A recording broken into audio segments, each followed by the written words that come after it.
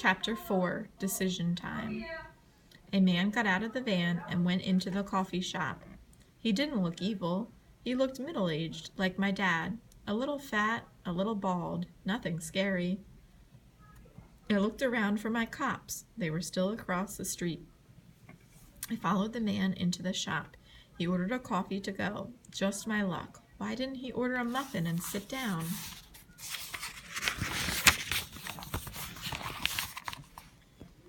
His coffee was ready and he started to pay. I ran outside. Still no cops. So I made up my mind.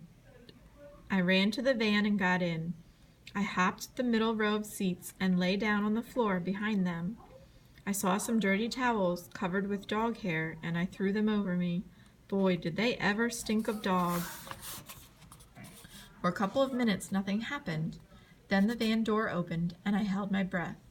The middle-aged guy started the van and drove us out of the parking lot. Okay, I watch all those crime shows on TV. I knew I should pay attention to where we were going. Did we go left? Right? What street were we on? This is harder than it looks when you're lying on a van floor that smells like dog. And I knew I was supposed to be listening for sounds like train whistles or church bells. Then I'd know where I was. Well, there were sounds all right. The guy was slurping his coffee and going, ah, all the time. Then he burped. Then he turned on the radio. Country music. This was going to be painful. Then he started to sing along. Really painful. Tears on my banjo, 'cause I'm missing you. Tears on my banjo, oh, who knew?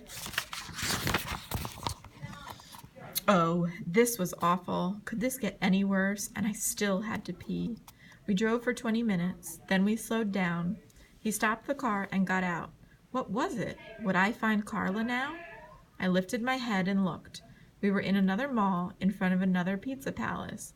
Did I have time to get out and call the cops? But what if the guy came back? What if he left before the cops showed up? And sure enough, I saw him coming outside with a large pizza box. That was fast. He must have called ahead before I got in the van. So I flattened myself on the floor again, and off we drove, him singing away. No sense talking, now I'm walking away from you. Heading for the hills, ain't paying your bills, 'cause you ain't been true. And at a stoplight, I made up my mind. I had made a mistake. This guy was no evil monster. He was just some old loser getting pizza for the family. And he owned a dog. How bad could he be? I decided to introduce myself at the next red light. I'd just say, "Hi, sorry about this, wrong car," and get out. Maybe he would have a heart attack. Big deal. He'd get over it.